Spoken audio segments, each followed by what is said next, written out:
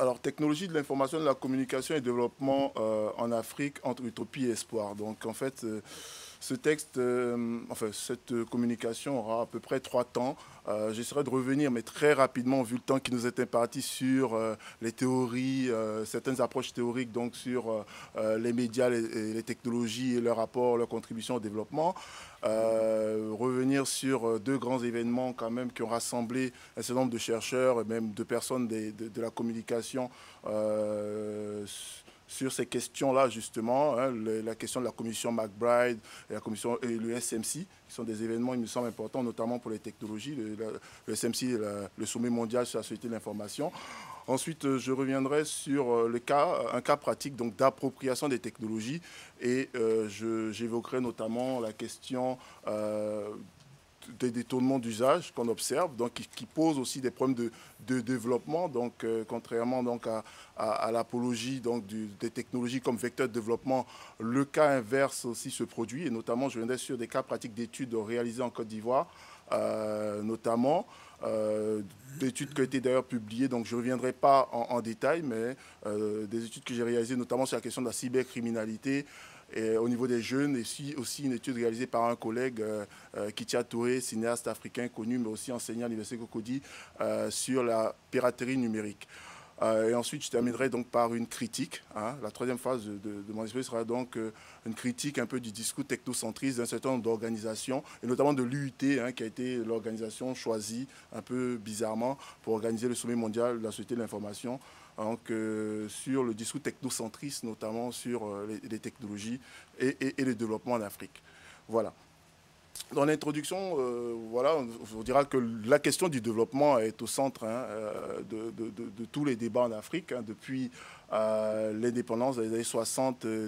La plupart des gouvernements, en fait, tous les gouvernements africains sont succédés, ont pour objectif, hein, si on écoute les discours, de permettre à l'Afrique d'atteindre le développement. Aujourd'hui, l'élimination de la pauvreté est un objectif aussi suprême, hein, fait partie de ce qu'on appelle les objectifs du millénaire. On en revient énormément là-dessus, avec énormément de sommets, de littérature aussi là-dessus. Et les TIC sont présentés, hein, comme je disais déjà dès le départ, par bon nombre d'organisations comme intervenant dans le domaine du développement, comme vraiment une nouvelle opportunité qui est offerte donc, aux États africains de sortir du sous-développement. Alors, la problématique des usages des technologies de l'information, de la communication en Afrique s'inscrit, hein, dans le cadre du développement économique et social. Hein. Je me réfère un peu à Alain Kiyindou, qui est chercheur français d'origine africaine, qui écrit en ce moment beaucoup et contribue énormément beaucoup à la question, non, sur les technologies. Donc cela peut être compris comme une intervention structurée, organisée, à visée globale, continue, en vue de faire accéder chaque membre de la société ainsi que la communauté au maximum d'épanouissement. Donc on va attribuer à partir du sommet mondial de la société de l'information aux technologies, on leur demandera, on va leur attribuer la mission quelque part de satisfaire durablement les besoins de base, hein, dans les États africains, comme celui de la santé, de l'économie, de la culture, etc. etc. Voilà.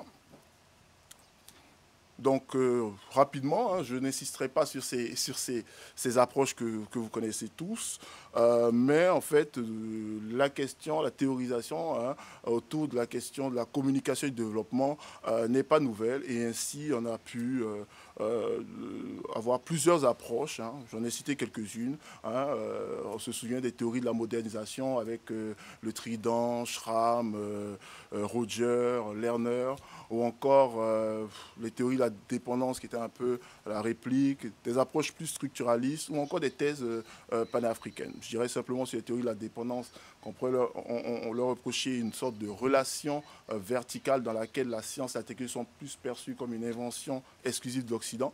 Il y a une vision plutôt ethnocentrique. La théorie de la dépendance par rapport aux médias, on sera plus dans une sorte de promotion d'une presse de type alternatif. Il faut revoir un peu ce que disaient des chercheurs comme Schiller, Matla. tendance structuraliste, en revenant un peu sur ce qui a été, ce qu'on peut voir dans le rapport McBride, donc, où on dénonce un peu les aspects oppressifs de la relation culturelle Nord-Sud en raison donc, de la mémise des organisations médiatiques du Nord sur celles du tiers-monde. Et puis les thèses panafricanistes qui veulent que la lutte anti-impérialiste passe par une utilisation participative des moyens de communication de masse en mettant l'accent sur donc, une sorte d'éducation populaire, la conscientisation, tout ça, grâce aux médias. Alors, j'utilise cette diapo dynamique à la solidarité numérique, où je vais revenir donc à ces deux grands événements, à mon avis, deux grands événements d'échange, de débat donc, sur cette question donc, des technologies au service du développement. C'est la commission McBride et la question donc, de mettre en place un nouvel ordre mondial de l'information et de la communication. Et puis ce sommet mondial de la société de l'information, au centre duquel il y avait la question de la fracture numérique. Et l'une des réponses qu'on a voulu y donner, c'était justement la création d'un fonds de solidarité numérique. Voilà. Je vais assez vite parce que on n'a pas beaucoup de temps et je pense que l'essentiel du texte est peut-être ailleurs. Donc, évidemment, on ne va pas revenir sur l'histoire de McBride. C'était une initiative des pays non alignés des années 70. On remet en question le déséquilibre au niveau mondial, au niveau de l'information. Je pense qu'il y a un excellent texte de M. Ravo qui est ici présent sur la co-sélection, qui en parle et qui critique justement fortement un certain nombre de prises de position des rapporteurs. Donc c'est assez intéressant que lui-même soit là. Donc un contexte idéologique, et puis on sait très bien que toute la guéguerre qu'il y a eu avec la démission des États-Unis, de ses alliés, etc., on va aussi évoquer des positions ambiguës. Donc voilà, on considère en termes de conclusion donc, une sorte de refus d'une fausse neutralité des technologies de l'information, proposition qui est faite aux pays du Sud dans ce rapport notamment de refuser certaines techniques qui ne correspondent pas à des besoins identifiés. Mais il y a une contradiction majeure parce qu'en même temps, il y a une proposition qui est faite à ces pays de construire une infrastructure technique susceptible d'accueillir ces technologies. Voilà. Il y aura un échec dynamique, notamment avec la 21e conférence générale de l'UNESCO à Belgrade. Le rapport est lu, mais pas adopté. Certains pays occidentaux, notamment avec les États-Unis, la doctrine américaine évoquant la doctrine américaine du Free Flow of Information, la libre circulation de l'information, ne souhaiteront pas son adoption.